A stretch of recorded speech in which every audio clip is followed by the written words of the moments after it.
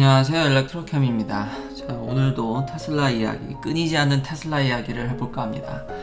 오늘 이야기는 일론 머스크의 트윗이 주가 될 것 같긴 합니다. 왜냐하면 지금 나오는 기사들이 다 일론 머스크 트윗을 베이스로 하고 있습니다. 어떤 취재나 이런 거보다는 참 이제 다들 방구석에 앉아서 일론 머스크 입만 바라보는 이런 트윗만 바라보고 나오면 이제 그거에 연관된 기사들이 이제 엄청나게 쏟아지는데요.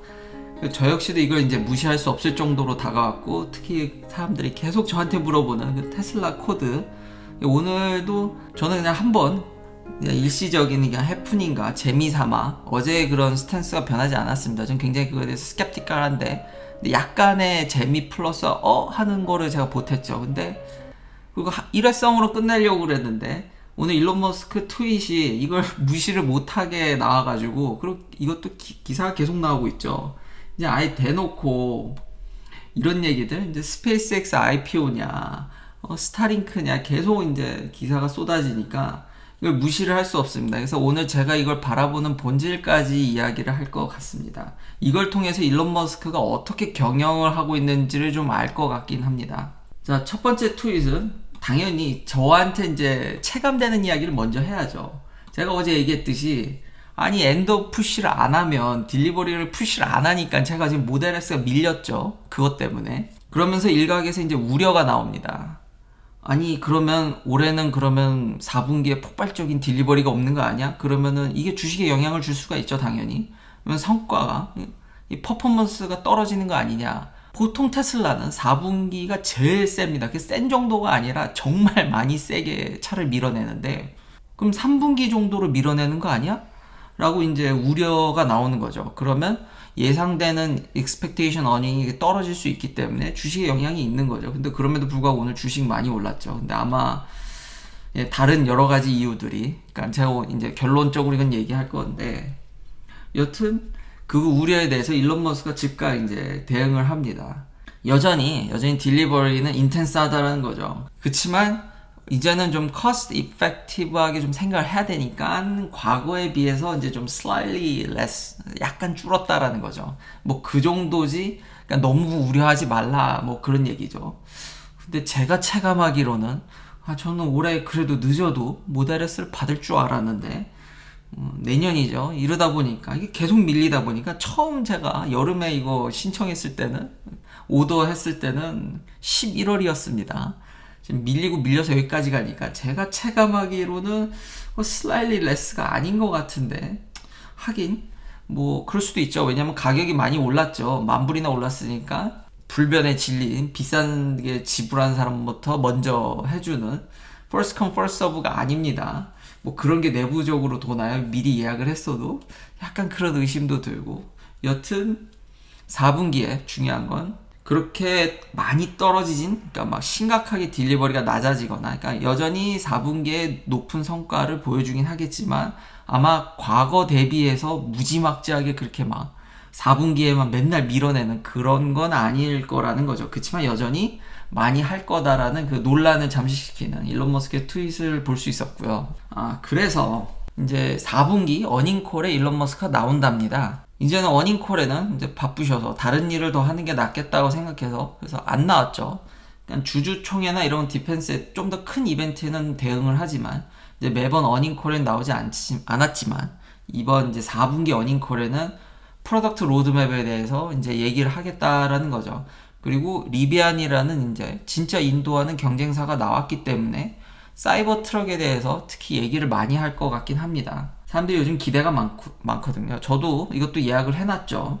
자, 이제 사이버 트럭 얘기를 해보면, 일론 머스크한테 사람들이 이거 요크 스타일링 휠 아니냐, 이것도 이제 제가 이것 때문에 모델 S를 예약한 거죠. 근데 이거를 사이버 트럭은 어떨 거냐 그러니까 엄청난 미친 테크놀로지 밴드웨건으로 이제 만들 거라는 거죠. 그러니까 아마 다목적, 그냥 더 이제 기대감을 불러일으키는데, 저 역시도 아마 사이버 트럭이 나오면은, 원래 캠핑이나 이런 거를 그렇게 좋아하지 않았는데 진정한 여행 유튜브를 해야 되나, 사이버 트럭이 오게 되면 이런 토잉이라든지 캠프 패키지가 이미 옛날부터 이런 렌더링 이미지라든지, 일론 머스크 스스로도 과거에 이런 거를 액세서리로 제품화해서 판다는 얘기가 많았죠.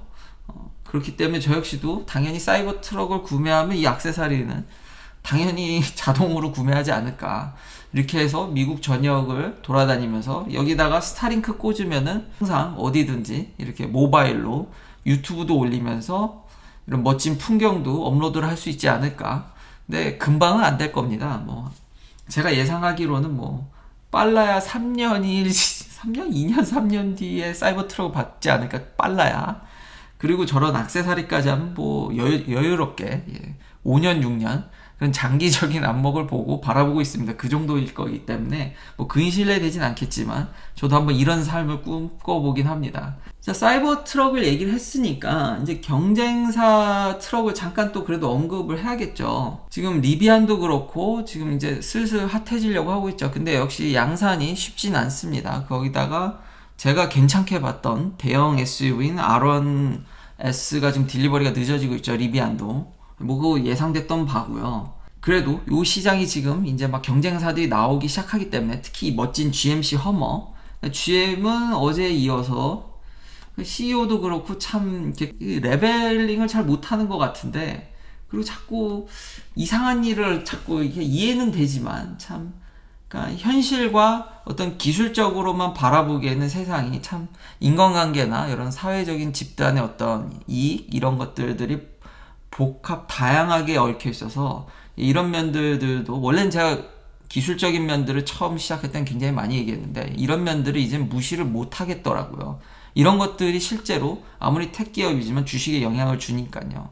그래서 다시 본론으로 돌아와서 이러면 참 이게 어차피 많이 만들 초기 물량 많이 만들 생각도 없지만 GMC 허머 참 멋있죠. 기능이라든지 뭐 가격도 근데 만만치 않습니다. 근데 정말 놀라운 사실은 아까 말한 그 사이버 트럭의 뒤에 그 멋지게 단 트레일러라든지 캠프 에디션을 하면 이제 토잉 캐패시티가 중요한데 이 GMC 허머의 토잉 캐패시티가 자사의 쉐비 콜로라도보다 떨어집니다. 근데 GMC 허머 지금 비싼 모델부터 파는데 이거는 쉐비 콜로라도보다 뭐 몇 배 비싸죠. 아마 토잉 캐패시티가 떨어지면은 다목적으로 쓰기가 어려운데 이거 너무 아니 가격을 생각하면 얘를 정말 좋게 만들어줘야지 쉐비 콜로라도에 비해서 토잉 캐패시티를 떨어뜨려서 이것마저도 내연기관 자사의 이제 간판 모델이죠. GMC 그러니까 포드도 그렇고 미국의 지금 간판 자동차 회사들은 픽업 트럭이 주요 소득원입니다.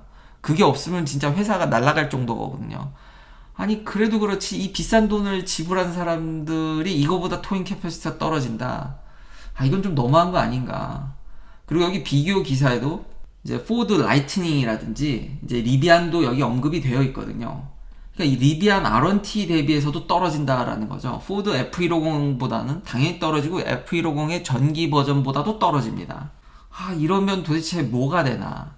근데 이제 쉐비 콜로라도에 비해서는 살짝 떨어지는 건데 아닌데 가격을 생각을 해야죠. 가격을 이 6.2L V8의 멋진 근데 이제는 바이바이를 해야 될 것 같은데 아무리 그래도 지금 잘 팔린다고 이거랑 이거를 이거 좀 전기차 팬으로서 이거 좀 실망스럽다. 여전히 GM의 그런 갈팡질팡 현실 감각이 좀 물론 충분히 이해됩니다. 상품만 보고 현재 기술적인 면들을 보면은 이해가 안 되는 행동을 하긴 하는데 그 뒷배경에는 UAW라든지 다른 면들이 실제로 엄청나게 개입이 되어 있기 때문에 이해는 하지만 참 그래서 저로서는 참 안타깝다라고 얘기할 수밖에 없는. 야 지금 현재 있는 훨씬 싼 R1T보다도 리비안보다도 떨어지면은 이건 좀 진짜 안타깝습니다. 그리고 아마 지금 또 일각에서도 주행거리에 대해서 이 손실을 좀 적게 보려고 저 토잉 캐패시티를 일부러 떨어뜨린 게 아니냐라는 얘기도 있긴 합니다. 이게 내연기관도 그렇고요. 트럭들이 기름통이 엄청 크거든요. 그 이유가 트럭만 다니면 그래서 연비가 떨어지더라도 주행거리가 장난이 아닙니다. 근데 이제 대부분 트럭을 미국에서 저런 픽업 트럭을 사는 사람들은 다목적으로 씁니다. 뭐 진짜 보트를 끌든 뭐 뭘 싣고 다니든 중장비를 좀 끌고 다니든 모든 그 일을 하거든요. 광고나 이런 거 보면은 그런 공사 현장에 픽업 트럭이 많이 있는 거를 우리는 쉽게 볼 수 있습니다. 근데 이제 그런 거를 달면은 주행거리가 내연기관조차도 팍팍팍팍 떨어지거든요. 그러니까 아직은 인프라스트럭처가 부족한데 토잉 캐퍼시티를 그렇게 높게 설정해 버리면은 아직 인프라가 부족한 그런 거 보면 사이버 트럭이 훨씬 더 유리하죠. 이제 슈퍼차저가 널려 있으니까. 그러니까 GM이 그런 걸 고려해서 좀 떨어뜨린 게 아니냐. 이게 일부러. 그러니까 기술도 되고 다 됨에도 불구하고 뭐 그런 요인도 있긴 합니다. 근데 제 생각에는 앞선 그 기사 타이틀대로 자사에 이미 간판 픽업 트럭들이 한두 개가 아니죠. 거기에 좀 타격이 덜 가게 하기 위한 게 더 설득력이 있어 보이기는 합니다. 자, 이제 테슬라 코드로요. 일론 머스크가 지금 똑같은 트윗을 3번이나 올렸는데요. 그러니까 한 방에 3번을 올린 건 아니고 어떤 거에 이제 3번을 올렸냐면 이제 스페이스X에 대한 과거 이런 글에 대해서 누가 이제 트윗을 올렸는데 답글로 리플라이로 8년 동안 참 많은 일이 있었다. 근데 잠깐 그 원문을 이렇게 보면은 일론 머스크가 이제 인플로이들한테 2013년에 보낸 서한입니다. 그러니까 어제 이야기와 매우 비슷하기 때문에 자기가 갖고 왔거든요. 핵심은 그겁니다. 자기는 이거를 롱텀으로 본다라는 거죠. 그러니까 빨리 여기 보면은 상장을 하게 되면은 주주들이나 인베스트먼트들, 그러니까 투자자들은 단기적인 이익에 초점을 맞추기 때문에 회사를 장기적으로 이끌어가기가 어렵고, 그러니까 손해가 더 막심하고 자기 비전대로 회사를 온전히 못 가져가는. 그러니까 일론 머스크한테 그 페이팔에 대한 그런 실패는 아니죠. 돈을 많이 벌었으니까. 근데 이제 자기가 원하는 대로 되지 않은 거에 대한 그 경험이 좀 머릿속에 뿌리 깊게 박힌 것 같습니다. 그래서 그 상장하라는 거에 대해서 퍼블릭 IPO에 대해서 주식이 그렇게 거래되고, 그러니까 네가 만약에 헤지펀드 매니저보다 그런 대로 낫다고 생각하고 스페이스X에 대한 그런 밸류에이션이나 정확한 타이밍에 그런 타이밍은 파는 타이밍은 막 자주 오지 않는다고 일론 머스크 역시도 주식에 대해서 그런 얘기를 하는데, 그러면 굳이 스페이스X가 아니더라도 그런 밸류에이션이라면 이미 다른 마켓에서 퍼블릭 스탁에 대해서 인베스트에서 너무 빌리언회가 될 수 있다. 그런 얘기를 해서 이 부분 진짜 노란색 칠한 부분 진짜 재밌게 읽었고요. 근데 이 글에 대해서 전반적인 어떤 자기의 그런 비전과 이런 것들에 대해서 그러니까 스페이스 X에서만 투영됐을 뿐이지 하고자 하는 그 큰 빅픽처는 그러니까 세부적인 것만 살짝 좀 다른 거지 빅픽처는 똑같은 얘기를 하고 있는 겁니다. 근데 그것에 대해서 8년 동안 많은 일이 있었다라는 거를 지금 몇 번을 반복해서 이야기를 하고 있는데, 그래서 사람들이 이제 이게 테슬라 코드인 거 아니냐. 제가 여기서 이제 포인트를 맞출 거는, 그래서 이제 뭐 12월 9일날 뭔 일이 있냐 없냐 그 기준은 잘 바뀌지 않았다 그랬죠. 전 스캡티컬하고 재미삼아 보는 거지. 근데 일론 머스크가 이걸 아는 것 같다라는 거죠.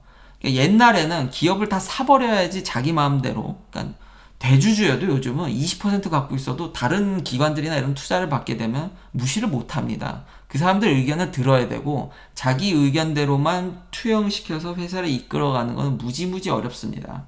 지금 일론 머스크가 그런 미디어한테 돈은 주지 않지만 이런 트윗을 통해서 그 팬덤이 저는 그냥 하나의 어떤 회사의 이런 마케팅을 대신하고 그런 부분들로만 이제 좀 그러니까 비중을 좀 낮게 본 거죠. 근데 이제 그게 아닌 것 같다라는 거죠. 생각보다 비중이 크다라는 거죠.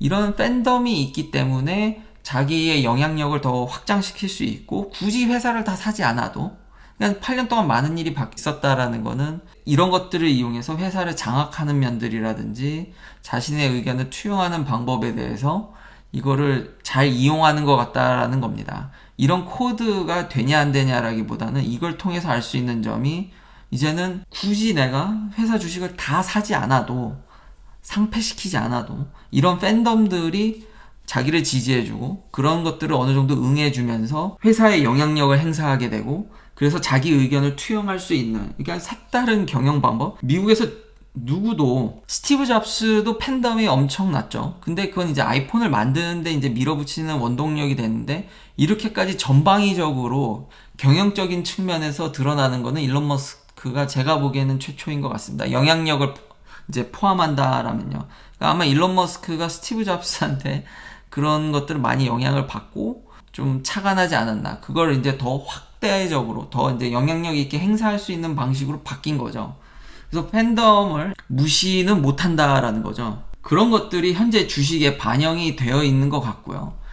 여전히 그거에 대해서는 저는 스캡티컬하지만 무시를 못하는 거죠. 이런 것들이 가격에 반영을 되는데 어떻게 무시를 하겠습니까? 이 본질적인 거는 어떤 뭐 재미삼아 이렇게 볼 수는 있어도 이게 실제로 여기에 반영되는 것 같거든요. 이런 것들이.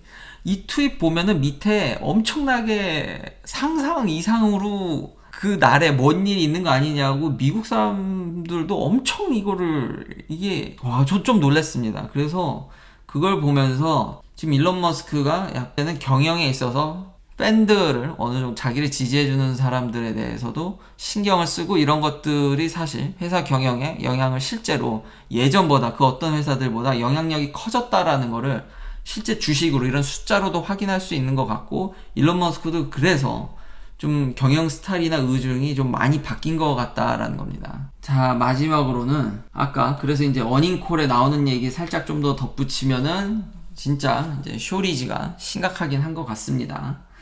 그게 아마 이제 로드맵에 영향을 줬겠죠. 그러니까 여러 가지 그런 것들을 대응을 해야 할 필요가 있는 것 같긴 합니다. 그래서 실제로 이제 심각하니까 어닝콜에 다시 나오는 거고요. 한 번밖에 건너뛰질 못했네요.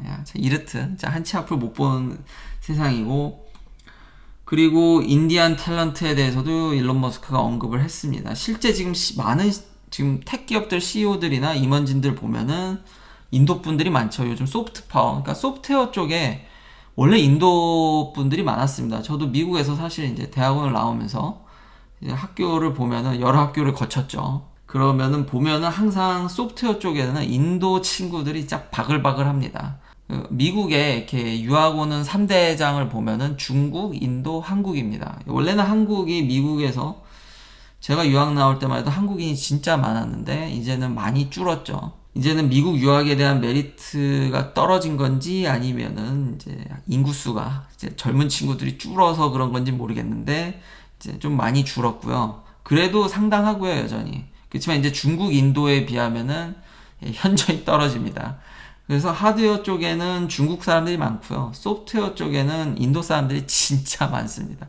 이건 뭐 예견됐던 거고요. 이미 학교에 석박사 과정에 보면은 뭐 바글바글합니다. 진짜 검은 머리 아닌 사람 찾기가 어렵고요. 뭐 백인은 제가 볼 때 랩당 뭐 한 명 있으면 많이 있는 거죠. 그거는 MIT나 하버드나 유명 대학을 가더라도 비율은 그렇습니다. 그리고 진짜 미국인은 적습니다. 그러니까 머리가 노라면은 유럽, 그나마 그분들, 그 사람들도 유럽에서 온 경우가 태반입니다.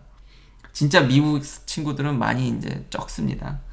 그래서 이건 예견됐던 거다. 이미 10년 전부터 이미 그렇게 되어 왔기 때문에 그 사람들이 어떻게 했습니까? 그런 기술 개발을 하고 요즘은 기술 경영이 그래도 어쨌든 큰 트렌드니까 다른 이런 외적인 요인을 초반에 제가 많이 얘기를 했지만 그런 사람들이 많아졌기 때문에 그 사람들을 토대로 결국은 그런 기술을 가지고 올라갈 거 아닙니까? 그래서 이건 예견됐던 부분이고 일론 머스크도 그걸 잘 아는 것 같고요. 자, 한 가지 더 이제 프로덕션에 대한 소식으로는 기가프레스가 이제 거의 뭐 이것도 예측된 바죠. 이제 독일에 기가프레스가 이제 도는 것 같다라는 얘기죠. 뭐 이게 그래서 주식에 영향을 줬다라는 얘기도 있습니다. 아, 그리고 많은 분들이 이렇게 기가프레스로 파트를 찍어내면 수리비가 어마어마할 거다. 근데 저는 그것에 대해서 좀 반대 의견이 많은 게 일단 대량 생산을 하게 되면 그 파트 가격이 떨어지겠죠.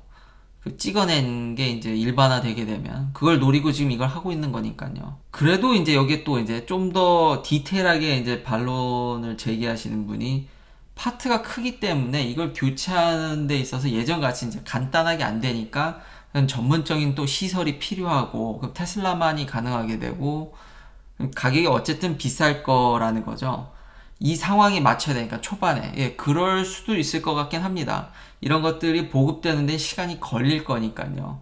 이런 파트를 이제 갖다 이제 고쳐서 이제 붙이는 것들의 시설들이 아직은 대중적이지 않으니까 이제 시작하는 거니까요. 근데 우리가 간과하지 말아야 될 게 뭐 자율주행이 되든 안 되든 로보택시가 되든 안 되든 테슬라의 사고율은 내려가고 있다라는 겁니다. 주행 보조가 정말 좋아지면 좋아질수록 실제 당장 오너들이 받는 이득은 차가 굉장히 안전하다라는 느낌입니다. 사고율이 내려갈 거기 때문에 그거는 그렇게 물론 이제 제가 만약 그걸 당하면 그리고 수리비가 왕창 깨진다면은 열받겠지만 네, 확률적으로 그런 일이 회사 입장에서 보면은 결국 100% 완벽하게 만드는 거는 줄여나가는 거지 그걸 뭐 완벽하게 이 세상에 할 수 있는 차는 없으니까요. 그러니까 회사 입장에선 충분히 그걸 노리고 해도 된다라는 거죠. 어차피 자신들이 잘 아는 FSD가 있기 때문에 그게 결국 사고율이 내려가고 있긴 하거든요, 현재로선. 그렇기 때문에 큰 걱정은 되지 않습니다. 마지막으로 정리하면 이런 팬덤, 팬심, 일론 머스크를 지지하는 그런 마음들, 이런 것들이 이제 단순히 치부하기에는 어렵다. 테슬라 코드로 그런 면들을 알 수 있었고, 옛날같이 회사를 다 움켜쥐지 않아도 충분히 영향력을 행사하는 방법이 다양해졌고, 일론 머스크가 이제 그런 것들을 소셜 네트워크를 통해서, 그러니까 스티브 잡스를 통해서 알 수 있었던 것들을 기술적인 면이라고 해야 되나요? 이제 SNS를 통해서 파급 효과를 키우면서 경영의 패러다임을 바꾸는 것 같긴 합니다. 긴 영상 시청해주셔서 감사합니다. 내일도 테슬라 관련 이야기들로 찾아뵙겠습니다.